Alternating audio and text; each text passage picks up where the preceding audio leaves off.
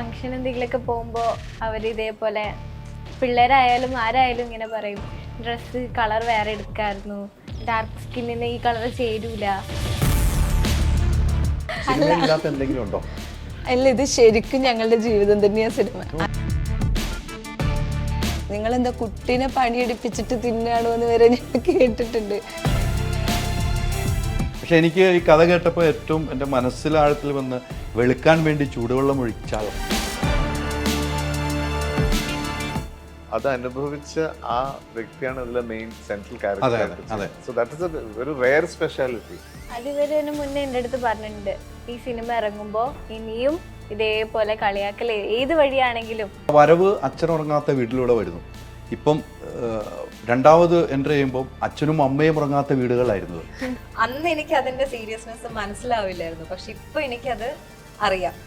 കളിയാക്കാൻ ഇഷ്ടംപോലെ ഇഷ്ടംപോലെ ഉണ്ടായി കളിയാക്കാൻ. അവരെ കൊണ്ട് കൈയടിപ്പിക്കണം നമുക്ക്. ഇപ്പൊ തന്നെ അടിക്കല് തുടങ്ങിയല്ലേ.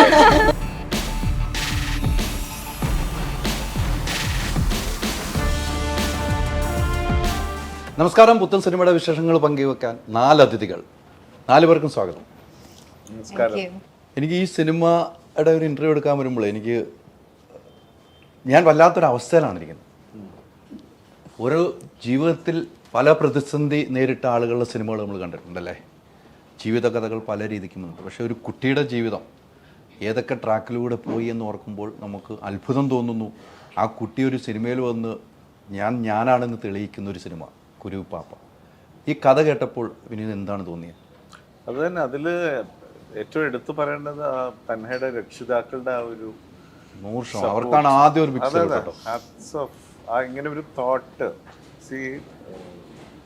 അവരോട് സംസാരിച്ചപ്പം പല പല സാങ്കേതികമായിട്ടുള്ള പ്രശ്നങ്ങളും അറിയാലോ. ഒരു സിനിമ നിർമ്മിക്കാൻ അത്ര എളുപ്പമുള്ള കാര്യമല്ല. And to get the best people, technicians ആയാലും ആർട്ടിസ്റ്റ് ആയാലും ആ ക്യാരക്ടറിന് അനുയോജ്യമുള്ള ആൾക്കാരെ കിട്ടുക, അതൊക്കെ ഒരു ഈശ്വരാനുഗ്രഹം പോലെ ഒത്തുവരിക, അത് ഈ പടത്തിന് ഒരുപാട് ഉണ്ടായിട്ടുണ്ടെന്നാണ് എൻ്റെ വിശ്വാസം. On a personal note, script വായിച്ചു ഡയറക്ടർ ജോഷി, അദ്ദേഹമായിട്ട് ഞാൻ സംസാരിച്ചു. അപ്പം അദ്ദേഹം പറഞ്ഞു ഇതൊരു റിയൽ ലൈഫ് ഇൻസിഡൻ്റ് ആണ്. ആൻഡ് ജോഷി ഭയങ്കര ഇൻവോൾവ് ആയിട്ടാണ് ആ സബ്ജക്റ്റിനെ കുറിച്ച് എന്നോട് പറഞ്ഞത്. അപ്പം അദ്ദേഹം ഓൾറെഡി 2-3 സിനിമകൾ ചെയ്ത എസ്റ്റാബ്ലിഷ്ഡ് ആയ ഡയറക്ടറാണ്. ആൻഡ് ഇതിൽ ശ്രീ ലാൽ ജോസിൻ്റെ ഒരു സൂപ്പർവിഷൻ ഓൾസോ ഇസ് ദെയർ. അപ്പം സ്ക്രിപ്റ്റ് എനിക്ക് അയച്ചു. അങ്ങനെ എനിക്ക് ഒരു ദിവസം നൈറ്റ് ഷൂട്ടായിരുന്നു ഹൈദരാബാദിൽ. അപ്പം അന്ന് ഉച്ചയ്ക്ക് ശേഷം ഐ വാസ് ഫ്രീ. ഞാൻ ഒറ്റയടിക്ക് ഇരുന്ന് ഞാൻ വായിക്കായിരുന്നു. ആൻഡ് അത് ഭയങ്കരമായിട്ട് എന്നെ ടച്ച് ചെയ്തു. ആ കഥയുടെ എലിമെൻ്റ് ആയാലും അതിലെ കഥാപാത്രങ്ങളായാലും അതിലെ സീക്വൻസസ്. സ്ക്രീൻ പ്ലേ വളരെ ഇൻട്രസ്റ്റിംഗ് ആയിട്ട് കൊണ്ടുപോയാൽ മാത്രമേ അത് വായിക്കുമ്പോൾ ഏകദേശം ആ പടത്തിൻ്റെ ഒരു ഗ്രാഫ് നമ്മുടെ മനസ്സിൽ വരും കഥാപാത്രത്തിന്. അങ്ങനെ എനിക്ക് ഭയങ്കര ഇൻട്രസ്റ്റ് ആയി. പിന്നെ നേരിട്ട് കണ്ടു. അപ്പോഴാണ് മിസ്റ്റർ ബഷീറിനെയും ജാസ്മിൻ ബിസ്മിത്ത്, മോളെ ഞാനന്ന് കണ്ടിട്ടില്ല. അപ്പം അവരൊക്കെ മീറ്റ് ചെയ്തു. അങ്ങനെ അവർ ഭയങ്കര ഒരു ടീമായി മാറി. സോ അതിൻ്റെ ഭാഗമായി. അങ്ങനെയാണ്. തീർച്ചയായിട്ടും അതിൻ്റെ ഭാഗമാകുമ്പോൾ ഒരു അഭിമാന മുഹൂർത്തം കൂടെ ഉണ്ട്. ഇത്തരം സിനിമയിലാവും. നമുക്ക് ഒത്തിരി സിനിമകൾ ചെയ്തിട്ടുണ്ടല്ലേ. വിനീതിൻ്റെ ഓരോ സിനിമകളും എല്ലാം ഒന്നിനൊന്നും പക്ഷേ ഇത്തരം സിനിമയിൽ നമ്മൾ അഭിനയിക്കാം എന്ന് തീരുമാനിക്കുമ്പോഴാണ് നമ്മളൊരു അഭിമാനത്തിൻ്റെ ഭാഗമാവുന്നത്. അതെ, അത് ആ സബ്ജക്റ്റിൻ്റെ ഒരു മേന്മ, പിന്നെ കഥാപാത്രം, ഒരു ആക്ടർ എന്ന നിലയിൽ എനിക്ക് ചെയ്യാൻ കിട്ടുന്ന ഒരു വളരെ അപൂർവമായ, ഞാൻ ഇതുവരെ ചെയ്യാത്തൊരു ജോണറാണ്. ഒന്ന് അതിൻ്റെ ഭാഷയായാലും, ഈവൻ വളരെ ഒരു സാധാരണ കുടുംബത്തിലെ ആൾക്കാരാണ് ഇവർ. അങ്ങനെ ഒരു സൊഫിസ്റ്റിക്കേറ്റഡ് സ്റ്റൈൽ അതൊന്നും അല്ല. ഇവർ വളരെ ഒരു മിഡിൽ ക്ലാസ്. അതാണ് ഈ കഥയുടെ ആരംഭം. പിന്നെ അവർ ബിക്കം ഫ്ലറിഷ് ചെയ്ത് വരുന്നതാണ് ലേറ്റർ ഓൺ. സോ ആ ഒരു കഥാപാത്രം, അതും ഒരു തലശ്ശേരിക്കാരനായിട്ട്, ബിക്കോസ് ഇദ്ദേഹം തലശ്ശേരിക്കാരനാണ്, ബഷീർ പ്രൊഡ്യൂസർ. സോ ആ കഥാപാത്രമാണ് ഞാൻ ചെയ്യുന്നത്, മോളുടെ അച്ഛൻ്റെ. അപ്പോൾ ആ തലശ്ശേരിക്കാരെന്നുള്ള എലിമെന്റ് എനിക്ക് ഭയങ്കരമായിട്ട്, ബിക്കോസ് ഞാൻ തലശ്ശേരിക്കാരനാണ്. ആൻഡ് ഈ ഭാഷ ഒരുപാട് ആരാധിച്ച ഒരാളാണ് ഞാൻ. എസ്പെഷ്യലി നോർത്ത് മലബാർ മുസ്ലിം സ്ലാങ് ഉണ്ട്, ഭയങ്കര രസം അവരുടെ. എനിക്ക് കുറേ ഫ്രണ്ട്സ് ഉണ്ട്, അവരുടെ വളരെ കാഷ്വൽ ആയിട്ടുള്ള ചില കോൺവെർസേഷൻസ് ഉണ്ട്. അത് എനിക്കൊന്ന് പടങ്ങളിൽ അധികം വന്നിട്ടില്ല. നമുക്ക് തട്ടത്തിൻ മറിയത്തിലൊക്കെ അതിൻ്റെ ഒരു ഷെയ്ഡ്സ് വന്നിട്ടുണ്ട്. Excuse me. ഇൻഫാക്ട് ഞാൻ വിനീത്തിനെ കാണുമ്പോൾ എപ്പോൾ ചോദിക്കും വിനീത് ശ്രീനിവാസൻ, ബിക്കോസ് നമ്മൾ രണ്ടാളും തലശ്ശേരിക്കാരാണ്. അപ്പോൾ ഞാൻ വിനീതിനോട് ചോദിക്കും, വിനീത് നമുക്കൊരു നല്ല ഒരു ഒത്തൻറ്റിക് തലശ്ശേരി ഭാഷയിൽ ഒരു സിനിമ ചെയ്യണം എപ്പോഴെങ്കിലും. അപ്പോൾ അത് കേട്ടാലെങ്കിൽ കുറേ മുമ്പ് ജസ്റ്റ് ബിക്കോസ് ശ്രീനേട്ടനും തലശ്ശേരിക്കാരനാണെങ്കിലും ശ്രീനേട്ടൻ്റെ ഭാഷയിൽ കുറച്ചുകൂടി സ്റ്റൈലൈസ്ഡ് ആണ് ചില വാക്കുകൾ. അപ്പോൾ അത് ഞാൻ ശ്രീനേട്ടനോട് ഒരു വർഷം ചോദിച്ചിട്ടുണ്ട്, അതെങ്ങനെ നിങ്ങൾക്ക് ഇത്ര ഒരു റിഫൈൻഡ് മലയാളം വന്നത്? അപ്പോൾ പറഞ്ഞു, എനിക്ക് തോന്നുന്നു ഞാൻ ഒരുപാട് തിയേറ്ററിൽ വർക്ക് ചെയ്യുന്നു, ഡ്രാമാസിൽ. സോ അങ്ങനെ എൻ്റെ മലയാളം ഞാനത് മോഡിഫൈ ചെയ്ത് അങ്ങനെ ആയി എന്ന് അദ്ദേഹം പറയുന്നു. സോ അങ്ങനെ എനിക്ക് വീണ് കിട്ടിയൊരു വലിയൊരു അനുഗ്രഹമാണ് ഈ ജംഷീദ് എന്നുള്ള ക്യാരക്ടർ. ബിക്കോസ് ഒരു അഭിനേതാവ് എന്ന നിലയിൽ ഞാനത് ആസ്വദിച്ച് ചെയ്തു. അത് ഓഫ്കോഴ്സ് പ്രേക്ഷകരും അതേപോലെ ആസ്വാദനം ഉണ്ടാവും. പിന്നെ ഒന്ന്, എൻ്റെ കരിയറിൽ വളരെ വ്യത്യസ്തമായി ഞാൻ ഇതുവരെ ചെയ്യാത്തൊരു ജോണർ, ഇതുവരെ ചെയ്യാത്ത പല moments as an actor explore ചെയ്യാനൊക്കെ പറ്റിയ ഒരു സിനിമയാണ്. തീർച്ചയായിട്ടും അത്തരമൊരു സിനിമയിൽ പ്രേക്ഷകരാണ് വിധി അതെ, എഴുതുന്നത്. അതെ. തീർച്ചയായിട്ടും പ്രേക്ഷകരിലേക്ക് നമ്മൾ കൊടുക്കുന്നു. മുക്തയെ ഞാൻ ഇതിനു മുമ്പ് കണ്ടിരുന്നു. അന്നൊക്കെ ഞാൻ ചോദിച്ചു, മുക്ത എന്താണ് സിനിമ, മോളൊക്കെ സിനിമയിൽ എന്താണ് മുക്ത സിനിമയ്ക്ക് വരുന്നില്ലേ? അപ്പം കാത്തിരുന്ന ആ ഫലം ഈ സിനിമയിലേക്ക് എത്തിയല്ലേ? അതെ, ഇതിനു വേണ്ടി കാത്തിരുന്നു വേണ്ടി പറയാം. വേണമെങ്കിൽ പറയാം. അല്ല, നമ്മൾ അങ്ങനെ സിനിമ എന്ന് പറയേണ്ടത് സംഭവിക്കേണ്ടതല്ല ചേട്ടാ. നമുക്ക് അച്ഛനുറങ്ങാത്ത വീട്ടിലൂടെ വന്നപ്പോൾ ആ കഥാപാത്രം ഇന്നും ആളുകളുടെ മനസ്സിലുണ്ട്. അപ്പം അതുപോലെ നമ്മളൊരു റീ എൻട്രി ആണ് ഈ സിനിമ, ഒരു വിപ്പപ്പ എന്ന് പറയുന്നത്. അപ്പം അത്രയും ഇമ്പോർട്ടൻ്റ് ആയിട്ടുള്ളൊരു കഥാപാത്രം. ആ വരവ് അച്ഛനുറങ്ങാത്ത വീട്ടിലൂടെ വരുന്നു. ഇപ്പം രണ്ടാമത് എൻട്രി ചെയ്യുമ്പോൾ അച്ഛനും അമ്മയും ഉറങ്ങാത്ത വീടുകളായിരുന്നു അല്ലേ? അതെ, അച്ഛനും അമ്മയും കുറേ നാളുകൾ ഉറങ്ങിയില്ല ഈ വീട്ടില്. ആ വീട്ടിലേക്കാണ് വന്നത് അമ്മയായിട്ട്. അതെ. അന്ന് എനിക്ക് അതിന്റെ സീരിയസ്നെസ് മനസ്സിലാവില്ലായിരുന്നു, പക്ഷെ ഇപ്പൊ എനിക്കത് അറിയാം. അത് അവരെ ഒരു പാരന്റ്സ് എങ്ങനെയൊക്കെ ആയിരിക്കും, ഏതൊക്കെ രീതിയിലായിരിക്കും ചിന്തിക്കുന്നതെന്ന് എനിക്കിപ്പോ മനസ്സിലാക്കാൻ പറ്റുന്നുണ്ട്. അപ്പൊ അതുകൊണ്ട് എനിക്ക് തോന്നുന്നു ഞാൻ ചെയ്യുന്ന കഥാപാത്രം ജാസ്മിൻ്റെയാണ്, അമ്മയുടെ കഥാപാത്രമാണ്. അപ്പം കുറച്ചുകൂടെ അമ്മ ആയതുകൊണ്ട് തന്നെ കുറച്ചുകൂടെ എനിക്ക് മനസ്സിലാക്കി ചെയ്യാൻ പറ്റിയെന്ന് തോന്നുന്നു. തീർച്ചയായിട്ടും ഒരു ആക്ടർ എന്ന നിലയിലേക്ക് മാറ്റിയെടുത്ത് ഒരു അമ്മ എന്ന നിലയിലേക്ക് ചോദിക്കുകയാണ്. ഈ ജാസ്മിൻ എന്ന് പറഞ്ഞ ഈ കുട്ടിയുടെ അമ്മ അനുഭവിച്ച ഒരു വേദനയുണ്ടല്ലോ, അത് വല്ലാത്തൊരു വേദനയായിരിക്കും അല്ലേ? അത് മുക്തയിലേക്ക് വരുമ്പോൾ മുക്ത എന്തുമാത്രം പെർഫോമൻസ് ചെയ്തെന്ന് തിയേറ്ററിൽ പോയി പ്രഷർ കാണുമ്പോഴാണ് വിധി എഴുതുന്നത്. അത് ഇവരുമായിട്ട് ഒത്തിരി സംസാരിച്ചിട്ടുണ്ടാവുമല്ലോ? ഒരുപാട് കാരണം ഓരോ സീൻ ചെയ്യുമ്പോഴും ജാസ്മിൻ എൻ്റെ അടുത്ത് വന്ന് കുറേ നേരം ഇരുന്ന് സംസാരിക്കാറുണ്ട്. അപ്പം നമ്മൾ നേരിട്ട് കാണുവാണ് ഇവർ പറയുന്ന ഓരോ കാര്യങ്ങൾ. ഞാൻ നേരത്തെയും പറഞ്ഞു, പല കാര്യങ്ങളും ഇപ്പോഴാണെങ്കിലും ജാസ്മിൻ്റെ അടുത്ത് നമ്മൾ കുറച്ച് കൂടുതൽ സംസാരിച്ചാൽ അവരുടെ കണ്ണു നിറയും. കാരണം അവരത്രയും കുറേ ബുദ്ധിമുട്ടേറിയ കുറേ സിറ്റുവേഷൻസിലൂടെ കടന്നു പോയിട്ടുള്ള ഒരു അമ്മയാണ്, ഒരു സ്ട്രോങ് വൈഫാണ്. ഒരു കുഞ്ഞ് ഇത്രയും കോൺഫിഡൻ്റ് ആയിട്ട് ഈ കസേരയിൽ ഇരിക്കണം എന്നുണ്ടെങ്കിൽ രണ്ട് പാരൻസ് വിചാരിച്ചാലേ അത്രയും കോൺഫിഡൻ്റ് ആയിട്ട് മോളെ വളർത്തിയത് കൊണ്ടാണ്. ആ ഒരു ഫുൾ കോൺഫിഡൻസ്. കാരണം ജാസ്മിൻ ഈ ബോഡി ഷെയ്മിങ്ങിൻ്റെ ഒരു കണ്ടന്റാണ് നമ്മൾ ഇതിനകത്ത് പറയുന്നത്. അത് കുറേ കേട്ട് വന്നിട്ടുള്ള ഒരു വ്യക്തിയാണ്. അപ്പോൾ ജാസ്മിൻ എൻ്റെ അടുത്ത് വന്നിരുന്ന് സംസാരിക്കുമ്പോൾ ഞാൻ കുറേ അനുഭവിച്ചതാണ് മുക്ത എന്നൊക്കെ കുറേ കാര്യങ്ങൾ എൻ്റെ അടുത്ത് പറഞ്ഞു. അപ്പം ഞാനിപ്പോൾ ഓരോന്ന് ചെയ്യുമ്പോഴാണെങ്കിലും കുറച്ചുകൂടെ നന്നാക്കാനാണെങ്കിൽ നന്നാക്കാൻ പറയും. കുറച്ചുകൂടെ ഞാൻ അന്ന് ഷൗട്ട് ചെയ്തിട്ടുണ്ടായിരുന്നു. ഒരു മദർ ഇൻ ലോന്റെ അടുത്തൊക്കെ ഷൗട്ട് ചെയ്യുന്ന ഒരു സീനൊക്കെ ഉണ്ട്. അപ്പൊ നമ്മളെന്തെങ്കിലും ചെയ്താൽ ഞാൻ കുറച്ചും കൂടെ അന്ന് റിയാക്ട് ചെയ്തായിരുന്നു. അത് പറയുമ്പോൾ നമുക്കറിയാം അവരനുഭവിച്ച. അപ്പൊ അതുകൊണ്ട് പുള്ളിക്കാരത്തി എന്താണോ അതാണ് ഞാൻ എക്സാക്ട് ഇതിനകത്ത് ചെയ്തിരിക്കുന്നത്. അവിടെയൊക്കെ വേദന നിന്ന് പോയത് മോളാണ് അല്ലേ? വീട്ടിലുണ്ടാകുന്ന ഓരോ പ്രശ്നങ്ങളിലും അല്ലേ? ആ ഒരു സ്ട്രോങ് ആയിട്ട് കൂടെ നിന്ന ഒരു അമ്മയാണ്. അപ്പൊ അതുകൊണ്ട് എനിക്ക് ഭയങ്കര പ്രൗഡായിട്ട് പറയാം. തീർച്ചയായിട്ടും അങ്ങനെ തന്നെ ആകണമല്ലോ സിനിമയും. അമ്മ ഈ പറഞ്ഞ ജാസ്മിൻ്റെ അടുത്താണ് കേട്ടോ, ഒരിക്കലും പ്രതീക്ഷിച്ചില്ല അല്ലേ അതൊരു സിനിമയാവുന്നു അല്ലേ? അത് ജീവിതകഥ എഴുതുന്നു അല്ലേ? ആ പേന പിടിക്കുമ്പോൾ എത്ര തുള്ളിക്കണ്ണീര് വീണിട്ടുണ്ടെന്ന് ചോദിക്കേണ്ട കാര്യമില്ല അല്ലേ? അത് മാത്രമേ ഉള്ളൂ. എഴുതിയത് മാഞ്ഞു പോകുന്ന കണ്ണുനീരായിരിക്കും വീണിരിക്കുന്നത് അല്ലേ? തീർച്ചയായും വീണ്ടും വീണ്ടും എഴുതേണ്ട വന്നു. അതെ അതെ, വല്ലാത്തൊരു അവസ്ഥയായിരുന്നു അല്ലേ? അതെ അതെ. പക്ഷെ ഇപ്പൊ അഭിമാനിക്കാം. മാർച്ച് 1-ാം തീയതി സിനിമ റിലീസ് ചെയ്യുമ്പോൾ പ്രേക്ഷകരും ഏറ്റെടുക്കാൻ പോവാണ്. ഏറ്റെടുക്കേണ്ട സിനിമയാണ്. അതൊക്കെ എന്റെയൊക്കെ ഒരു ബാധ്യതയായിട്ട് മാറി ഈ സിനിമ ഇപ്പൊ വിജയിപ്പിക്കുക എന്നുള്ളത്. ഒരു മാധ്യമ പ്രവർത്തനമാണെങ്കിൽ ഇതൊക്കെ ഒരു ബാധ്യതയായി മാറുവാണ് ഇപ്പോൾ. ഇത്തരം കഥകൾ. എനിക്കും മോളുണ്ടല്ലോ അല്ലേ? എല്ലാവർക്കും ഉണ്ടല്ലോ കുട്ടികൾ. അപ്പോൾ നമുക്ക് ആർക്കും അനുഭവിക്കാൻ പറ്റാത്ത കാര്യങ്ങളല്ലേ ഒരു നിറത്തിന്റെ പേരിൽ അല്ലേ?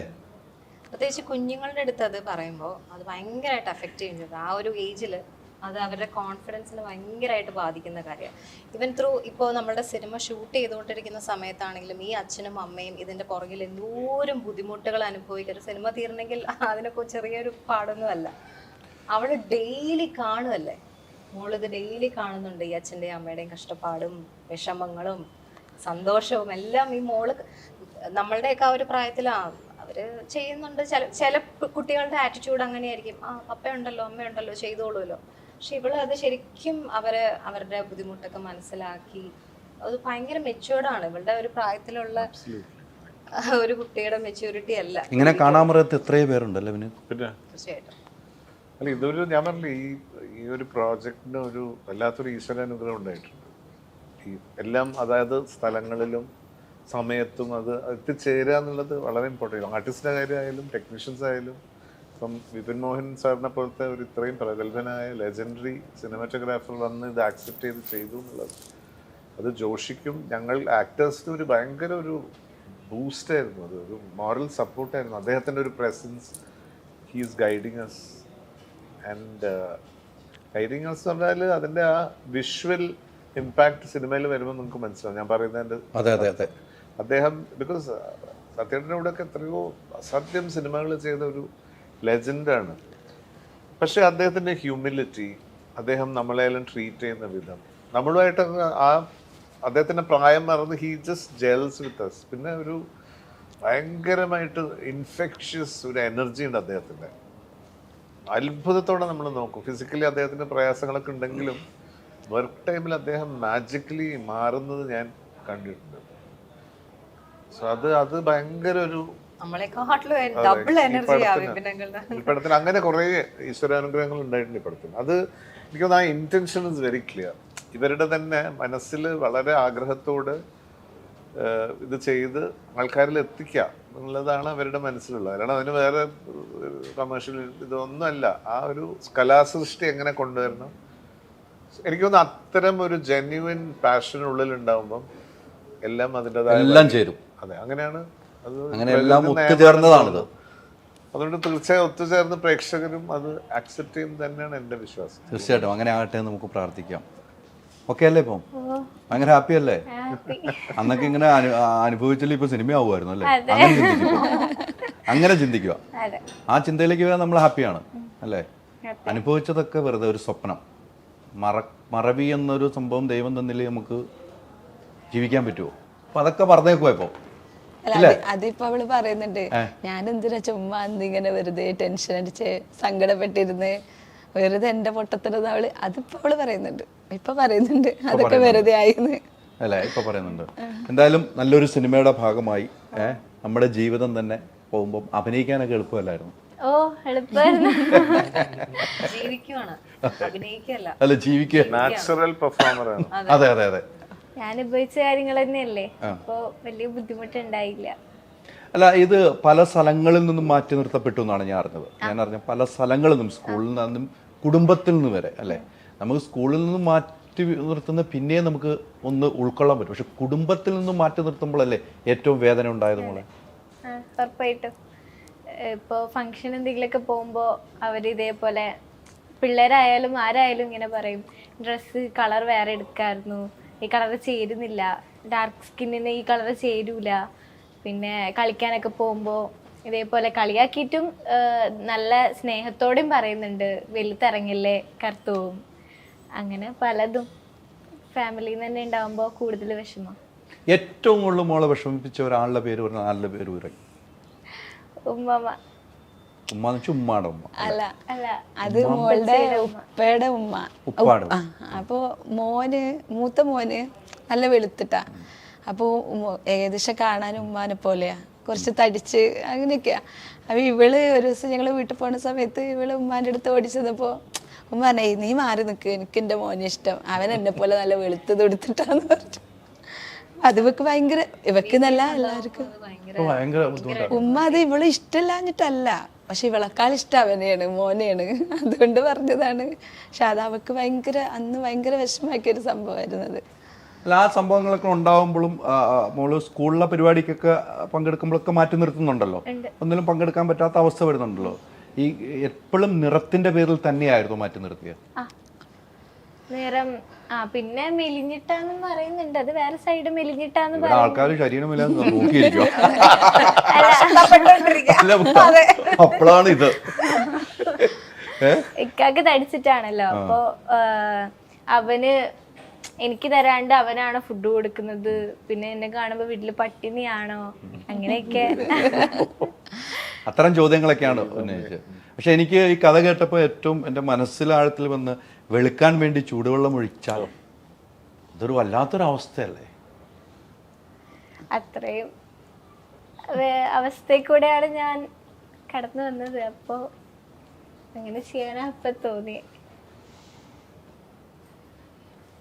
അന്ന് ഉമ്മ കണ്ടില്ലെങ്കിലും ഇപ്പൊ വെളുത്തിരിക്കുമായിരുന്നു.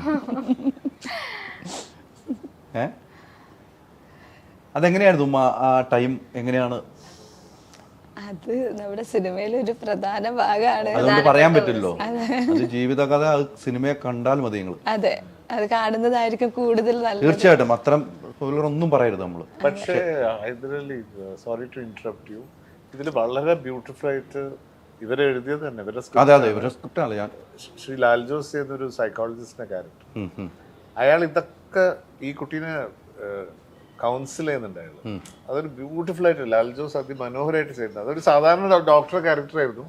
പക്ഷെ അദ്ദേഹം വന്നേരം അതിന് വേറൊരു കളർ കൊടുത്തു, കുറച്ചൊരു എക്സെൻട്രിക് ആക്കി, ഒരു ചൂടനായി, കുറച്ച് പേരിട്ടുന്ന ടൈപ്പ് മനോഹരം അടിച്ചു. പക്ഷെ അയാൾ വളരെ ബ്യൂട്ടിഫുൾ ആ ക്യാരക്ടർ ചില പോയിന്റ്സ് ഈ മോളോട് പറയും.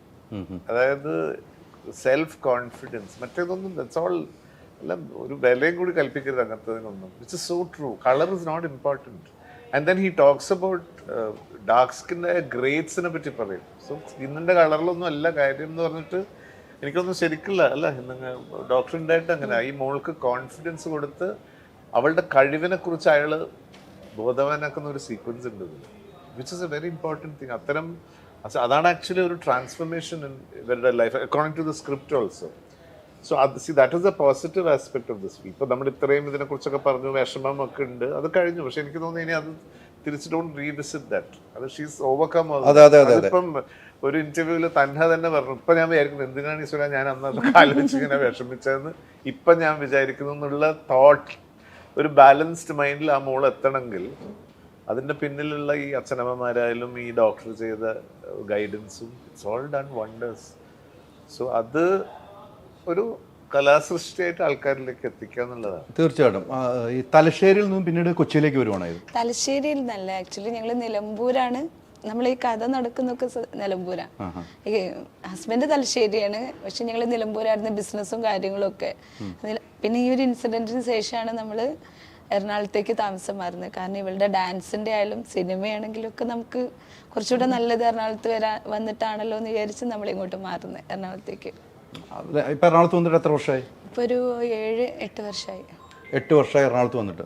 ഈ 8 വർഷം എറണാകുളത്ത് വന്നതിന് ശേഷം എല്ലാം ഹാപ്പി ആയിട്ടല്ല പോകുന്നത്.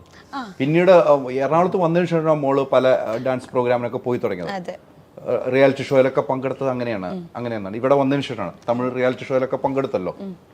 അതൊക്കെ കൊണ്ടുപോകണം എന്ന് തോന്നിയത് എന്തുകൊണ്ടാണ്? അല്ല, അത് ആദ്യം മുതൽ ഇവക്ക് നന്നായിട്ട് മോനെ ഡാൻസ് പഠിപ്പിക്കാൻ വേണ്ടിയിട്ടാണ് ഞങ്ങൾ ഫസ്റ്റ് കൊണ്ടുപോയത്. അന്ന് ഇവള് ചെറിയ കുട്ടിയാ, ഒരു 4-5 വയസ്സേ ഉള്ളൂ. പക്ഷെ ആ സമയത്ത് അവനെ പഠിപ്പിക്കുന്ന സമയത്ത് ഇവള് കളിക്കും. കൂടുതലായിട്ട് ചെയ്യുന്നത് കണ്ടംപററി സ്റ്റൈല് ജിംനാസ്റ്റിക് ഒക്കെ, നല്ല മെയ് വഴക്കാ. അപ്പൊ അത് കണ്ടിട്ടാണ് മാസ്റ്റർ പറഞ്ഞു ഇവള് നന്നായിട്ട് ചെയ്യുന്നുണ്ടല്ലോ, അപ്പൊ നമുക്ക് ഇവളെ ഇങ്ങനെ ഈ ജിംനാസ്റ്റിക് പഠിപ്പിക്കാന്നുള്ളത്. അങ്ങനെ അത് പഠിപ്പിച്ചപ്പോൾ ഇവള് നന്നായിട്ട് ഒറ്റയടിക്കന്നെ ഇവള് പഠിക്കുന്നു ഇതാവുന്നുണ്ട്. അപ്പം പിന്നെ ഞങ്ങൾ വിചാരിച്ച് ഇവക്ക് എനിക്കും ഭയങ്കര ഇഷ്ടമാണ് ഡാൻസ് എന്ന് പറയുന്നത്, ഭയങ്കര ഇഷ്ടമാണ്, അവൾക്കും ഇഷ്ടമാണ്. നിർബന്ധിച്ചൊന്നും ചെയ്യിച്ചിട്ടില്ല. പക്ഷെ ഞങ്ങൾ പലരും അതിൻ്റെ പേരിൽ ഞങ്ങൾക്ക് ഒരുപാട് കേൾക്കേണ്ടി വന്നിട്ടുണ്ട്. ചെറിയ കുട്ടീനെ കൊണ്ട് ഇത്രയും വലിയ, കാരണം ഇവള് റിങ്, റോപ്പ് അതുപോലെയൊക്കെയുള്ള ആർട്ടാണ് ചെയ്യുന്നത്. അപ്പോൾ നിങ്ങളെന്താ കുട്ടീനെ പണിയെടുപ്പിച്ചിട്ട് തിന്നാണോ എന്ന് വരെ ഞങ്ങൾ കേട്ടിട്ടുണ്ട്. പക്ഷെ അത് അവളുടെ ഒരു കഴിവായിരുന്നു എന്നുള്ളത് മനസ്സിലാക്കാതെ അങ്ങനെയും പറഞ്ഞിട്ടുണ്ട് ഒരുപാട് ആള്. അപ്പം അതുകൊണ്ടാണ് ഞങ്ങൾ കൂടുതൽ പിന്നെ ഒരു എന്താ പറയുക റിയാലിറ്റി ഷോ പോലുള്ള ഇതിലൊക്കെ പങ്കെടുക്കുക എന്നൊക്കെ പറയുന്നത് ഞങ്ങളെ സംബന്ധിച്ച് ഭയങ്കര വലിയൊരു കാര്യമായിരുന്നു. പിന്നെ എന്താ വെച്ചാൽ ഇതിങ്ങനെ കേട്ടുകൊണ്ടിരിക്കുന്നുണ്ട്, ഇവളെന്താ ഇങ്ങനെ നിറം കുറവ്, നല്ല വെളുത്തിട്ടാണല്ലോ, ഇവളെന്താ ഇങ്ങനെയെന്നുള്ളത്. അപ്പം എനിക്കറിയാം കുറച്ചും കൂടെ അന്ന് ഇവള് ചെറിയ കുട്ടിയായതുകൊണ്ട് ഇവൾക്ക് വല്ലാതെ അത് എഫക്റ്റ് ചെയ്തിട്ടില്ല. പക്ഷെ കുറച്ച് വലുതായി വരുമ്പോഴേക്ക് ഇവളെ ഇത് നന്നായിട്ട് എഫക്റ്റ് ചെയ്യുമെന്ന് എനിക്കറിയാം, കാരണം ഞാനിത് അനുഭവിച്ച ഒരാളായതുകൊണ്ട്. അപ്പോൾ ഇവളെ ഒന്ന് മാനസികമായിട്ട് ഇതൊക്കെ ഒന്ന് ഉൾക്കൊള്ളാനുള്ളൊരു പ്രിപ്പറേഷൻ, കാരണം ഇത് കേൾക്കേണ്ടി വരും, കേട്ട് കഴിഞ്ഞാൽ തളരരുത്. അപ്പോൾ ഇത് ആദ്യം തന്നെ അതിൽ നിന്നൊക്കെ ഒന്ന് മാറ്റിയെടുക്കാൻ വേണ്ടിയിട്ടാണ് കൂടുതലായിട്ട് ഇതിൽ കോൺസെൻട്രേറ്റ് ചെയ്തത്. പക്ഷെ എന്നിട്ട് പോലും പല അവസരങ്ങളിലും ഇവള് തളർന്നു പോയിട്ടുണ്ട്. കാരണം ഓരോ അവസരങ്ങൾ ഇങ്ങനെ സ്കൂളിൽ നിന്ന് ഒപ്പനയെന്നൊക്കെ മാറ്റി നിർത്തുക, അതൊക്കെയാണ് ഇവളെ കൂടുതലായിട്ട് വിഷമിപ്പിച്ചത്. അപ്പം പിന്നെ ഇവൾക്ക് ഡാൻസും വേണ്ട എന്നുള്ളൊരവസ്ഥയിലെത്തി. ഇതിൽ നിന്ന് മാറാൻ വേണ്ടിയിട്ടാണ് ഡാൻസിലേക്ക് കൂടുതൽ കൊണ്ടുവന്നത്. പക്ഷെ എന്നിട്ട് പോലും ചില സമയങ്ങളിൽ ഡാൻസ് ഒന്നും വേണ്ട, ഒന്നും ഞാൻ ചെയ്യുന്നില്ല എന്ന് പറഞ്ഞ് വീട്ടിൽ അടച്ചിട്ടിരിക്കുന്ന ഒരവസ്ഥയ്ക്ക് വന്നായിരുന്നു മോള്. ഈ ഒപ്പനയിൽ നിന്ന് മാറ്റി നിർത്തുന്ന സ്കൂളിലെ സെലക്ഷനിൽ നിന്ന് മാറ്റി നിർത്തുവാണ്. അതെ, ഇവക്ക് ഭയങ്കര ഇഷ്ടമായിരുന്നു. ഇവക്ക് മീൻസ് മണവാട്ടിയായിട്ട് ഇരിക്കാൻ ഭയങ്കര ഇഷ്ടമായിരുന്നു. മണവാട്ടിയായിട്ട് ഞാൻ ഇരുന്നാല് ശരിയാവൂല എന്ന് പറഞ്ഞു. മെലിഞ്ഞ് നിറം കുറഞ്ഞ് അങ്ങനെ ഒരാളാണല്ലോ. അപ്പം നമ്മൾ സാധാരണ ഏത് കലോത്സവങ്ങളിലൊക്കെ കാണുന്ന നല്ല വെളുത്ത് തുടുത്ത് മണവാട്ടി എന്ന് പറയുമ്പോൾ അവർ സങ്കല്പമാണ് എല്ലാവർക്കും. അപ്പം ടീച്ചർ പറഞ്ഞു, ടീച്ചർ കുറ്റം പറഞ്ഞിട്ട് കാര്യമില്ല, ഇങ്ങനെ ഒരു ഇതിന് മത്സരത്തിന് പോണ സമയത്ത് അതൊക്കെ ആയിരിക്കും ആദ്യം നോക്കുക. ജഡ്ജിങ് ചെയ്യുമ്പോൾ ജഡ്ജിമാരിലേക്ക് നോക്കുമല്ലോ അല്ലേ. ഒരു കാര്യം എന്താ, ഈ ഇന്റർവ്യൂ പടം കണ്ടു കഴിഞ്ഞിട്ട് കാണും, ഇതെല്ലാം സ്പോയിലേഴ്സ് ആണ്. ഈ സിനിമയിലെ കംപ്ലീറ്റ് സീക്വൻസസ് ആണ് ഇപ്പൊ ഇവിടെ ഡിസ്ക്രൈബ് ചെയ്യുന്നത്. ഇതൊന്ന് കട്ട് ചെയ്തിട്ടേക്ക്. അല്ല പക്ഷെ വാർത്തകൾ ഇത് പുറത്തു വന്നു, അപ്പൊ ഇന്ന് മാറ്റിയെടുത്ത വാർത്തകളൊക്കെ പുറത്തു വന്നു. അല്ല ഞാൻ പറയാം, ജോക്സ് അപ്പ ഞാൻ പറയാണ്. പക്ഷെ പ്രേക്ഷകർ ഒരു സിനിമ കാണുമ്പം അവർ ഓരോ മൂവ്മെന്റും സർപ്രൈസിങ് ആയിരിക്കും. അതുകൊണ്ടാണല്ലോ സ്പോയിലേഴ്സ് ആണ്. പക്ഷെ ഇവിടെയുള്ള ഒരു വലിയ ഒരു സ്പെഷ്യാലിറ്റി ഈ പടത്തിലെന്ന് പറഞ്ഞാൽ അത് അനുഭവിച്ച ആ വ്യക്തിയാണ് ഇതിലെ main central character. So that is a ഒരു rare speciality as far as the film is concern. So അപ്പം അവരത് പറയുമ്പോൾ നമുക്ക് അതിനോട് റിലേറ്റ് ചെയ്യാൻ പറ്റുന്നുണ്ട്, what would have gone through. And അത് വളരെ ബ്യൂട്ടിഫുൾ ആയിട്ട് അവർ സ്ക്രീൻ പ്ലേ ആയിട്ട് കൊണ്ടുവന്നിട്ടുണ്ട് ഈ സീക്വൻസസ് എല്ലാം. സോ അതിനെല്ലാം അതിൻ്റെതായ ഒരു ഒരു ജെന്യൂനിറ്റി ഉണ്ടായിരുന്നു. ഒരിക്കലും ഇങ്ങനെ ഉണ്ടാക്കി വെച്ചതല്ല, because this is happened in their life. So അത് ശരിക്കും നമുക്ക് ഭയങ്കര ഹൃദയസ്പർശമായിട്ട് തന്നെ തോന്നും ആ സമയത്ത്. ഈ ഉമ്മായും വാപ്പായും എങ്ങനെ ഉണ്ടായിരുന്നു? അയ്യോ അടിപൊളിയല്ലേ. ഞങ്ങളെക്കാളൊക്കെ ഇഷ്ടമായിരുന്നു. ഞാൻ കൂടെ വന്നോട്ടെ എന്നുള്ള ലെവൽ വരെ എത്തി. അച്ഛനും ഉപ്പച്ചും സാധാരണ ഒരു പുതിയ ആർട്ടിസ്റ്റ് ചെയ്യുമ്പോഴേ കുറെ സമയം എടുക്കും, ചിലപ്പോൾ കുറെ ടേക്സ് പോകും. അങ്ങനെ സാധാരണ ഇവിടെ നേരത്തെ നമ്മൾ മെൻഷൻ ചെയ്ത മാതിരി പറഞ്ഞ ദിവസത്തിന് മുന്നെയാണ് ഷൂട്ട് ചെയ്യുന്നതും. നമ്മളെയൊക്കെ ചേട്ടന്റെ സിനിമ കാണുമ്പോൾ മനസ്സിലാവും ഓരോ സീൻസും കുരുവി ചെയ്യുന്ന കണ്ടിട്ടുണ്ടെങ്കിൽ നമ്മള് ഭയങ്കര അസാധ്യ പെർഫോമൻസ് ആണ്. എത്തിക്കൊണ്ട് പോക്കി പറയല്ല, ബോൺ പെർഫോമർ. ആൻഡ് അത് നമ്മൾ ഷൂട്ട് ചെയ്യുമ്പോൾ we experience it as actors. ഇപ്പൊ നമ്മൾ ഒരു റിയാക്ട് ചെയ്യുമ്പം ഇമ്മീഡിയറ്റ്ലി ഓട്ടോമാറ്റിക്കലി ഒരു നാച്ചുറൽ റിയാക്ഷൻ കംസ്. അതൊരു ബോൺ ആർട്ടിസ്റ്റിന് വരും തീർച്ചയായിട്ടും. എസ്പെഷ്യലി ഈ വളരെ ടെൻഡറാണ്, ഷീസ് എ ലിറ്റിൽ ഗേൾ. അവൾക്ക് അങ്ങനത്തെ ഒരു മെന്റൽ മെച്യൂരിറ്റി വന്നത് കൊണ്ടാണ് എന്ത് തന്നെ ആയാലും ആക്ടിങ് ഇസ് ആൻ ആർട്ട്. അതൊരു കലയാണ്. അവരുടെ ഉള്ളിൽ അത് ആ ഒരു ഈശ്വരാനുഗ്രഹം ജന്മസിദ്ധമായിട്ടുള്ളത് കൊണ്ടാണ് അനായാസമായിട്ട് ചെയ്യാൻ കഴിയുന്നത്. അതെ അതെ തീർച്ചയാണ്. ഇത് എക്സാജറേഷൻ അല്ല കേട്ടോ, ബിക്കോസ് പേജസ് ഓഫ് ഡയലോഗ്സ്. ഇപ്പം ലാലുവിന്റെ കൂടെയുള്ള ഒരു സീനില് ഇവള് തിരിച്ച് പറയുന്ന ഒരു സീക്വൻസ് ഉണ്ട്. അന്ന് മുക്ത പറയണ്ടായിരുന്നു, ലൈക്ക് ക്ലാപ്പ് ചെയ്തു എന്ന് പറഞ്ഞു. ഭയങ്കര സൈലന്റ് ആയിട്ട് അത് കഴിഞ്ഞപ്പോ അത്രയും എല്ലാവരും നമ്മുടെ ക്രൂ എല്ലാവരും സംസാരിക്കുന്നുണ്ടെങ്കിൽ അത് കുരുവിനെ കുറിച്ച്. അപ്പൊ അത്രയും പറയണമെന്നുണ്ടെങ്കിൽ അതും ഒരു പുതിയ ആർട്ടിസ്റ്റിനെ കുറിച്ച് അങ്ങനെ പറയണമെന്നുണ്ടെങ്കിൽ ആ കൊച്ച് എഫേർട്ട്ലെസ്. അത് എനിക്ക് തോന്നുന്നു പ്രേക്ഷകർക്കും, ഇപ്പൊ ഞാനും ഒരു പ്രേക്ഷകന്റെ പോയിന്റ് ഓഫ് വ്യൂവിലാണ് പറയുന്നത്, നമ്മളിലേക്ക് തീർച്ചയായിട്ടും അത് എത്തും. ആ ഒരു മാജിക് ഇൻ ഹർ പെർഫോമൻസ്. തീർച്ചയായിട്ടും. ഈ പറഞ്ഞത് നമ്മൾ അടുത്ത് ഈ ഉപ്പായും ഉമ്മായിനെ കുറിച്ചാണ് നമ്മൾ പറഞ്ഞത്. അപ്പം ഉപ്പായി ഇടയ്ക്കൊന്ന് കയറിയല്ലോ മോളെ കുറിച്ച് പറയാൻ വേണ്ടില്ല. ഈ ഉപ്പായി, നമ്മുടെ ഒറിജിനൽ ഉപ്പായും ഈ ഉപ്പായിട്ടുള്ള സിനിമയിൽ വന്നപ്പോൾ അഭിനയ ജീവിതത്തിലോ എങ്ങനെയായിരുന്നു? എനിക്ക് ഉപ്പച്ചി എങ്ങനെയാണോ ഉണ്ടായ സെറ്റില് ഉപ്പച്ചി ഉമ്മച്ചി എനിക്ക് എങ്ങനെയാണോ അതേപോലെയാണ് ഇവർ എനിക്ക് ഉണ്ടായേ. അതുകൊണ്ട് ഫുള്ള് കംഫേർട്ടായിട്ട് എനിക്ക് നിൽക്കാൻ പറ്റി. കറക്റ്റ് ഉമ്മച്ചി അഭിനയിക്കുമ്പോ തന്നെ ഉമ്മച്ചി എങ്ങനെയാണോ ഒരു കെട്ടിപ്പിടിച്ച് കരയുന്ന ഒരു സീനുണ്ട്, അതിലേക്ക് ഉമ്മച്ചിനെ കെട്ടിപ്പിടിച്ച് കരയുന്ന അതേ ഫീൽ ഉണ്ടായേ. പല സീന് ഷൂട്ട് ചെയ്ത് കഴിയുമ്പോൾ അവിടെ ഞങ്ങളുടെ ഫാമിലീസ് ഒക്കെ കാണാൻ വരുമല്ലോ. അപ്പൊ അവന് പറയും നീ അവിടെ അടി ഉണ്ടാക്കുന്ന പോലെ തന്നെ ഉണ്ട് മൊത്തം. അത് മറ്റേ നമ്മള് തലശ്ശേരിയില അവിടെ നടക്കുന്നുണ്ടല്ലോ ഫുഡ് കഴിക്കുന്നുണ്ടല്ലോ. അപ്പൊ അതൊക്കെ കണ്ടില്ല. എന്തൊക്കെ പറയുന്നു, ഓ നിന്നെ തന്നെ കാണുന്നത് കാണും. എനിക്കത് പറയായിരുന്നു. ശരിക്കും അതുപോലെ തന്നെ ഉണ്ട് അടി ഉണ്ടാക്കുന്നത്, ഒച്ച എടുക്കുന്നതൊക്കെയാണ്. ശരിക്കും റിയാക്ട് ചെയ്യുമല്ലോ, തീർച്ചയായിട്ടും ഓട്ടോമാറ്റിക്കലി റിയാക്ട് ചെയ്തു പോലും നമ്മുടെ കൊച്ചിനെ കുറിച്ച് എന്തെങ്കിലും ഒരു ഇത് പറയുമ്പോൾ. അല്ലെ, അതേ പറഞ്ഞ ഒരു സ്ട്രോങ് ആയിട്ടുള്ള ഒരു അമ്മയുമാണ്, ഒരു വൈഫുമാണ്. കാരണം അത്രയും കുറേ സിറ്റുവേഷൻസിലൂടെ അവർ കടന്നു പോയിട്ടുണ്ട്. അപ്പൊ ആ ചേട്ടന് അത്രയും സപ്പോർട്ടായിട്ട് നിന്ന ഒരു വൈഫാണ്. അതുകൊണ്ടാണല്ലോ അവർക്ക് ഇന്ന് ഇവിടെ ഇങ്ങനെ മോളെ അത്രയും കോൺഫിഡൻസ് കൊടുത്ത് മോളുടെ കൂടെ ഇന്ന് ഇവിടെ ഇങ്ങനെ സംസാരിക്കാൻ പറ്റും. അല്ല, അങ്ങനെ ഒരു സപ്പോർട്ട് ഇല്ലെങ്കിൽ എഴുതാൻ കഴിയില്ലല്ലോ. എഴുതാനാണല്ലോ കഥയുണ്ടെങ്കിലല്ലേ സിനിമയുള്ളൂ. അത് എഴുതിയില്ലേ? ഞാനും ബ്രദറുണ്ട് ബിസ്മിത്ത്, ഞങ്ങൾ രണ്ടുപേരും കൂടെ എഴുതിയത്. ഫസ്റ്റ് എന്ന് വെച്ചാൽ ഞാൻ ചെറുതിൽ ഒരുപാട് അനുഭവിച്ചിട്ടുണ്ട് സെയിം കാര്യം, ഞാൻ ഒരുപാട്. അപ്പം അന്ന് ഞാൻ വിചാരിച്ചതാണ് എനിക്ക് ഇവളെ പ്രസവിച്ച സമയത്ത് എനിക്കറിയാം, കാരണം മോൻ നല്ല ഫെയറാ, ഇവള് നിറം കുറഞ്ഞിട്ടും അപ്പം തന്നെ ഞാൻ മനസ്സുകൊണ്ട് വിചാരിച്ചിട്ടുണ്ട്, വിധി എഴുതി. കാരണം ഷുവറാ, നമ്മളെ സൊസൈറ്റി അല്ലേ. ഇക്കേനോട് ഞാൻ പറഞ്ഞിട്ടുണ്ട്, ഇക്ക ഇനി ഇവള് ഇവിടുന്ന് കേൾക്കാൻ പോകുന്നത് എന്തൊക്കെയാന്നുള്ള കാര്യങ്ങള്. കാരണം നമ്മൾ കുട്ടീനെ കാണാൻ ഒരാൾ വരുമ്പോൾ പോലും പറയാൻ പോകുന്നത് എന്താ നമുക്കറിയാലോ. അപ്പൊ ആ ഒരു ഇത് അതുപോലെ തന്നെ ഇങ്ങനെ വന്നു, ഞാൻ പറഞ്ഞ പോലെ തന്നെ കാര്യങ്ങൾ വന്നു. അപ്പൊ ഞാനിങ്ങനെ ബ്രദറിനോട് ഞാൻ പറയുമായിരുന്നു, നമുക്കിത് എങ്ങനെയെങ്കിലും, കാരണം പാരൻസ്, എനിക്ക് മെയിനായിട്ട് മറ്റുള്ളവരെയല്ല, പാരൻസിന് ഒരു അവയർനെസ് കൊടുക്കുക എന്നുള്ളതാണ്. കാരണം പാരൻസാണ് എപ്പോഴും മക്കളെ കൂടെ ഇങ്ങനത്തെ ഒരു കാര്യത്തിന് നിൽക്കേണ്ടത്. പല പേരൻസ് ഞാൻ കണ്ടിട്ടുണ്ട്, പാരൻസ് തന്നെ മക്കളോട് അത് തേക്ക് ഇത് തേക്കും ഒന്ന് വെളുക്കട്ടെ കെട്ടിച്ചു വിടാനുള്ളതല്ലേ എന്ന് വരെ പറയുന്നത്. അപ്പം പാരൻസിനാണ് മെയിൻ ആദ്യം നമ്മളത് കൊടുക്കേണ്ടത്, പാരൻസാണ് മക്കളെ കൂടെ നിൽക്കേണ്ടത്. അപ്പം അതുകൊണ്ട് ഞാനും ബ്രദറും ഇതിനെക്കുറിച്ച് സംസാരിക്കും. അപ്പം ഞങ്ങൾ ആദ്യം വിചാരിച്ചൊരു ഷോർട്ട് ഫിലിം ആക്കാം നമുക്കിതെന്ന്.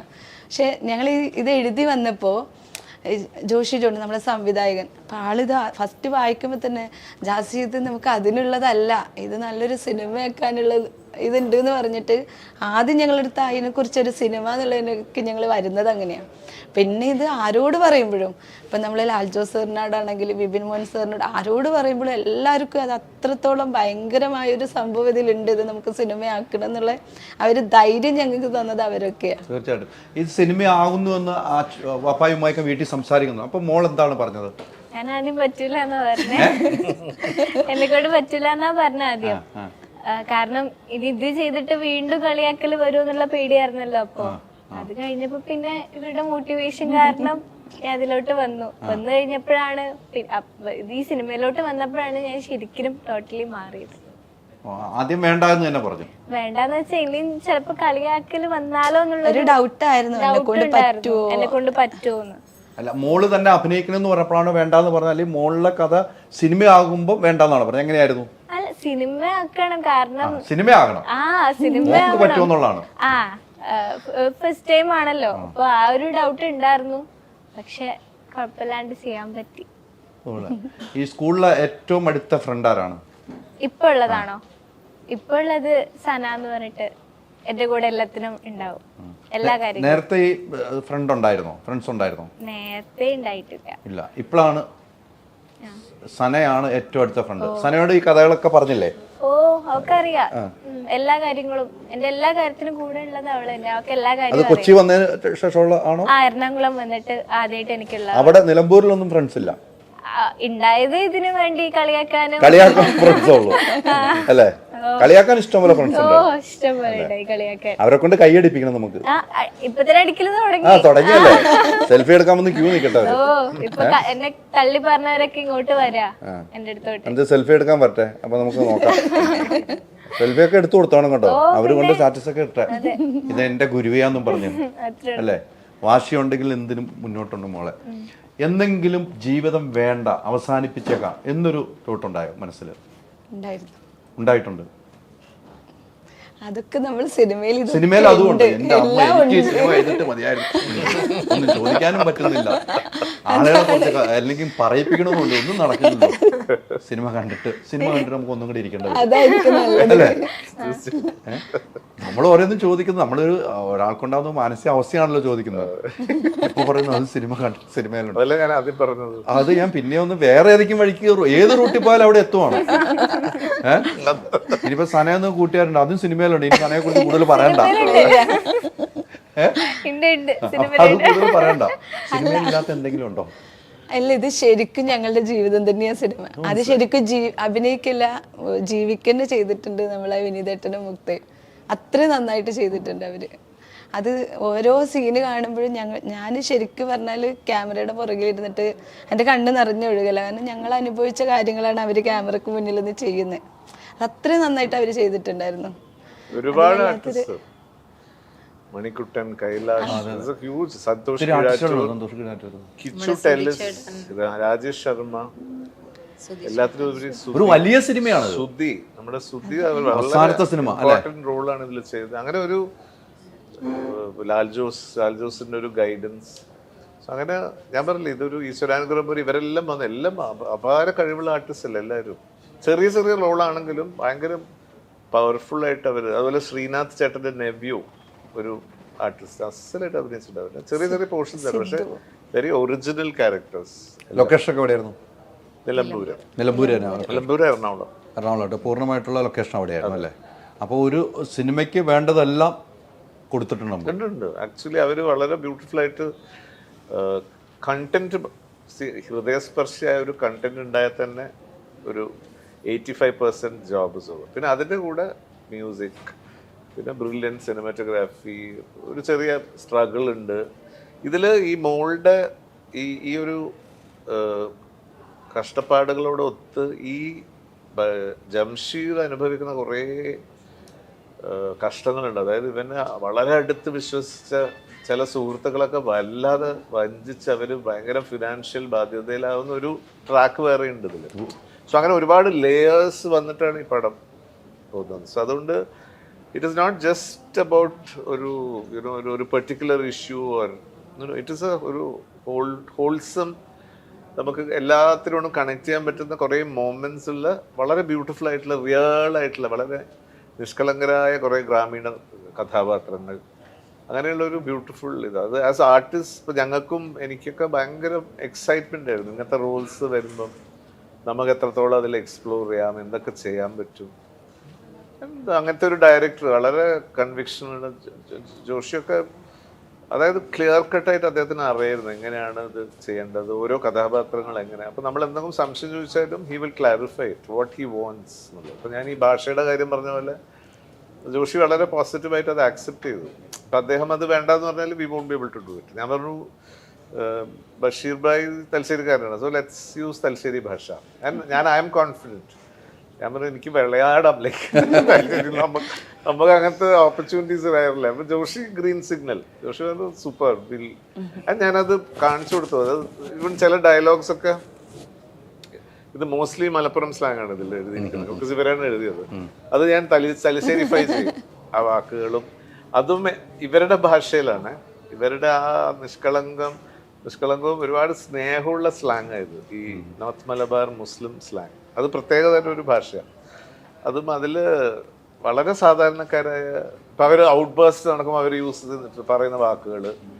സോ ആ രീതിയിൽ ഇതിൽ എനിക്ക് എക്സ്പ്ലോർ ചെയ്യാൻ കഴിയും. I enjoyed it. അതാണ് അൾട്ടിമേറ്റ്ലി അതാണ് മുക്ത. ഇനി സിനിമയിലേക്കെന്നുള്ള നിലയിലേക്കുള്ള യാത്ര തുടരുകയല്ല. ഞാൻ എന്നും സിനിമയിലേക്ക് അല്ല, വിട്ട് നിന്നുകൊണ്ട് ചോദിച്ചതാണ്. അങ്ങനെ ഇല്ല ചേട്ടാ, വിട്ട് അങ്ങനെ വേണ്ട എന്ന് വെച്ചതുമല്ല. അയ്യോ ഒരിക്കലും അല്ല. സിനിമ എന്ന് പറഞ്ഞാൽ അതാ പറഞ്ഞത്, നേരത്തെ പറഞ്ഞത് അത് സംഭവിക്കേണ്ട ഒരു കാര്യമാണ്. അത് ആ കറക്റ്റ് സമയത്ത് അതെല്ലാം ഒത്തു വന്നു. തീർച്ചയായിട്ടും ഞാനിങ്ങനെ എന്താ പറയുക, ഒരു ടൈം പാസിന് വേണ്ടിയിട്ടോ അല്ലെങ്കിൽ അങ്ങനെയൊന്നും വന്നതാണ്. ഞാൻ ഭയങ്കര ആഗ്രഹിച്ചു വന്ന ഒരാളാണ് സിനിമയിൽ. അപ്പോൾ തീർച്ചയായിട്ടും നല്ല ക്യാരക്ടേഴ്സ് തന്നെ ചെയ്യണം എന്ന് തന്നെ ആഗ്രഹം. നീ ഇതൊരു തുടക്കം ആവട്ടെ എന്നാണ്. അല്ല, തിരിച്ച് റീഓപ്പൺ ചെയ്യുന്ന ഒരു നല്ല സിനിമയായി അല്ലേ? അങ്ങനെ ഞങ്ങളുടെ ഒരു സന്തോഷമുണ്ടല്ലോ. അതുകൊണ്ട് ലാൽ സാറ് ഉണ്ട്. ലാൽ സാറ് എൻ്റെ ഗുരുവാണ്. അപ്പം അദ്ദേഹത്തിൻ്റെ കൂടെ വീണ്ടും ഒരു ഒരു സ്ക്രീൻ ഷെയർ ചെയ്യാൻ പറ്റുന്നു. ഇദ്ദേഹത്തിനെ പോലെയുള്ള വിനീതേട്ടനെ പോലെ നിങ്ങൾ ഉണ്ടല്ലോ നിങ്ങൾ നേരത്തെ സുഖമായി റസാക്കയുടെ സിദ്ദിഖേട്ടനും അതിനൊക്കെ എത്ര കാലത്തിന് ശേഷമല്ല പിന്നെ ഒന്നിക്കുന്നത്. ഈ സിനിമയിൽ അങ്ങനെയൊക്കെ ഉണ്ട്. ലാൽ ജോസ് സാറ് ഇതൊക്കെ ഒരു അല്ലേ? അതെ, അത് മാത്രല്ല നമ്മൾക്ക് very close family friends and നമ്മുടെ star Kanmani is my student. എന്റെ ഡാൻസ് സ്കൂളിലാണ് പഠിക്കുന്നത്. എല്ലാം കൊണ്ടും ഇങ്ങനെ കറങ്ങി തിരിഞ്ഞു വന്നപ്പോ എല്ലാം ഒരുമിച്ച് വന്നു. നല്ലൊരു പടമായിരിക്കും. മാർച്ച് 1 വരുവാണ്. എല്ലാവരും തിയേറ്ററിൽ തന്നെ പോയിട്ട് കാണണം. ഇവരുടെ ഒരു കുഞ്ഞൊരു ജീവിതം പറയുന്ന ഒരു നല്ല.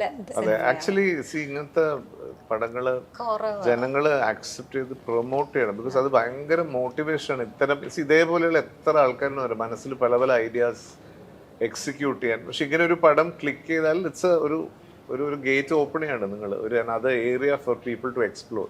ബിക്കോസ് അത്ര അധികം ഇപ്പം ഈ മോളെ കുറിച്ച് തന്നെ നമ്മൾ പറഞ്ഞില്ല, അവളുടെ ടാലന്റ് ഡാൻസിങ്ങിലായാലും ഈ പടത്തിൽ ഗംഭീരമായിട്ടുള്ള പല ആക്ട്സും മോള് ചെയ്തിട്ടുണ്ട്. സോ അതുപോലുള്ള ആർട്ടിസ്റ്റിന്, പുതിയ വരുന്ന ആർട്ടിസ്റ്റിനൊക്കെ ഇതൊരു ഭയങ്കര ഐ ഓപ്പണർ ആയിരിക്കും. ഇത്തരം പടങ്ങൾ പ്രേക്ഷകർ സ്വീകരിക്കും. തീർച്ചയായിട്ടും സ്വീകരിക്കും എന്നാണ് എൻ്റെ തോന്നുന്നത്. തീർച്ചയായിട്ടും സ്വീകരിക്കുമെന്ന് തന്നെയാണ് നമ്മളെല്ലാം വിചാരിക്കുന്നത്. നമ്മൾ ഒരു കാര്യം കൂടി ചോദിച്ച് അവസാനിപ്പിക്കാം. സമയം കുറവുണ്ടല്ലോ. നമുക്ക് സിനിമ കഴിഞ്ഞിട്ട് എന്തായാലും ഇരിക്കണം. അത് ഇപ്പോഴും ഉറപ്പ് തന്നിട്ട് വേണം. സിനിമയിൽ കുറേ ചോദിക്കാനുണ്ട്. നമ്മളെ എതിർത്തവരോടൊക്കെ മുന്നിലേക്ക് ഒരു വെല്ലുവിളി എനിക്ക് നടത്താനുണ്ട്. അതിനെ ഞാൻ തയ്യാറായിട്ടിരിക്കുന്നത്. ഒരു കാര്യങ്ങൾ ചോദിക്കുന്നത്, ഇപ്പം സിനിമയാകുന്നു അല്ലേ, മോൾ ഏതെങ്കിലും സമയത്ത് ഏതെങ്കിലും നിമിഷത്തിൽ ഉപ്പയും ഉമ്മയും ഈ സിനിമ ആക്കാൻ പോകുമ്പോൾ ഉപ്പയും ഉമ്മയുടെ ജീവിതങ്ങൾ പിന്നീടും നമ്മളൊരു ഓർത്തഡോക്സ് ഫാമിലിയാണ് അല്ലേ, ഓർത്തഡോക്സ് ഫാമിലി, ഇനി ഈ സിനിമ ഇറങ്ങുമ്പോൾ നമുക്ക് വേറെ രീതിക്ക് എതിര്, ഓർത്തഡോക്സ് ഫാമിലി ആകും മറ്റ് വലിയ മതസംഘടനയുള്ള ആൾക്കാരൊക്കെ ഉണ്ടല്ലോ, അങ്ങനെ ഒരു എതിരുണ്ടാവുന്ന ഒരു ഭയപ്പെട്ടിരുന്നു മോൾ? അതിവരതിന് മുന്നേ എൻ്റെ അടുത്ത് പറഞ്ഞിട്ടുണ്ട്, ഈ സിനിമ ഇറങ്ങുമ്പോൾ ഇനിയും ഇതേപോലെ കളിയാക്കൽ ഏത് വഴിയാണെങ്കിലും, ഇപ്പോൾ മുസ്ലിം ഫാമിലി ആയതുകൊണ്ട് തന്നെ ഏത് വഴിയാണെങ്കിലും ഇതേപോലെ കളിയാക്കൽ വരും, അത് മൈൻഡാക്കാനേ നിൽക്കണ്ട, നീ നിനക്കിതിന് ചെയ്യണമെന്ന് ആഗ്രഹവും ഇത് കഴിവുണ്ടെങ്കിൽ നീ അത് ചെയ്യാ, അത് ആ വഴിയിൽ അങ്ങോട്ട് പൊക്കോളൂ എന്ന് പറഞ്ഞു. അങ്ങനെ പറഞ്ഞു. ഇനി ആ വഴിക്ക് തന്നെ അങ്ങ് നീങ്ങും. അതെ, ഇനി എത്രേ ഉള്ളൂ, ഇനിയൊന്നും ഏൽക്കൂല. നമ്മുടെ ഒരു ജീവിതം ഇപ്പം മുക്തച്ചേച്ചി ഇപ്പൊ 2ാമത് സിനിമ ചെയ്യേണ്ടി വരും. നമ്മുടെ ജീവിതത്തിന് വേറെ ജീവിതത്തിലേക്ക് വരുവാണ്. ആ രീതിക്ക് കണക്കൂട്ടുക അല്ലേ, ആ രീതിക്ക് കണക്കൂട്ടുക. സിനിമ സൂപ്പർ ഹിറ്റ് ആകട്ടെ. നമ്മൾ നിറത്തിന്റെ പേരിലും ജാതിയുടെ പേരിലും വർണ്ണത്തിന്റെ പേരിലും മാറ്റി നിർത്തപ്പെട്ട ഒത്തിരി കലാകാരന്മാർ ഇവിടെ ഉണ്ട്. അവരെല്ലാം തിരിച്ച് വലിയ താരങ്ങളായി മാറിയിട്ടുണ്ട് അല്ലേ, കാരണം അല്ലേ, വലിയ താരങ്ങളായി. ഏറ്റവും കൂടുതൽ മാറ്റി നിർത്തപ്പെട്ട ഒരാളാണ് കലാഭവൻ മണി. പറയാതിരിക്കാമല്ലോ, മണിയുടെ കൂടെ അഭിനയിക്കാൻ നായികമാരും കിട്ടാത്ത കാലഘട്ടം ഉണ്ടായിരുന്നു. എന്നോട് വിനയൻ സാറ് പറഞ്ഞിട്ടുണ്ട്, മണിയുടെ കൂടെ അഭിനയിക്കാൻ നായികമാരില്ല. അപ്പോൾ ആ കാലമൊക്കെ മാറി ഇപ്പോൾ. അല്ല, അത് കുറേയൊക്കെ ഇപ്പൊ ഹോളിവുഡിലെല്ലാം some of the greatest performers അങ്ങനത്തെ അമേരിക്കൻസ് ഉണ്ടായിട്ടുണ്ട്. ഗോൺ ത്രൂ ഇങ്ങനത്തെ ഹാർഡ്ഷിപ്പിൽ കൂടെ പോയ ആർട്ടിസ്റ്റ് ഉണ്ടായിട്ടുണ്ട്. പക്ഷെ ദേ ബിക്കെയിം ലെജൻഡ്സ്. സോ അതാണ് ആ കലയുടെ പവറാണ് അവിടെ നിഷ്പ്രഭമായി പോകും. തീർച്ചയായിട്ടും. എന്തായാലും ഈ സിനിമ സൂപ്പർ ഹിറ്റ് ആകട്ടെ. സിനിമ തിയേറ്ററിൽ പോയി കാണുക. ഒരു കുടുംബത്തിന്റെ കഥയാണ്. അതിൽ അയാൾ തന്നെ അഭിനയിക്കുന്നു, ജീവിക്കുന്നു എന്നാണ് ഈ സിനിമയുടെ ഏറ്റവും വലിയ പ്രത്യേകത. നിറം കുട്ടികൾക്ക് പല കളറുണ്ടാകും, വെളുത്തതുണ്ടാകും, കറുത്തതുണ്ടാകും, ഇരുനിറമുണ്ടാകും. നമ്മൾ മുറുക്കുമ്പോൾ പച്ച വേലയും വെള്ള ചുണ്ണാമ്പും കറുത്ത പുകയിലായിട്ടാണ്, തുപ്പുമ്പോൾ ചുവപ്പ് തന്നെയാണ് വരുന്നത്. അത് ഓർക്കുക ഇവരെ തെറ്റിദ്ധരിപ്പിക്കുന്നത്. അപ്പോൾ സിനിമ സൂപ്പർ ഹിറ്റ് ആകട്ടെ. അടിച്ചു പൊളിക്കാം സിനിമ.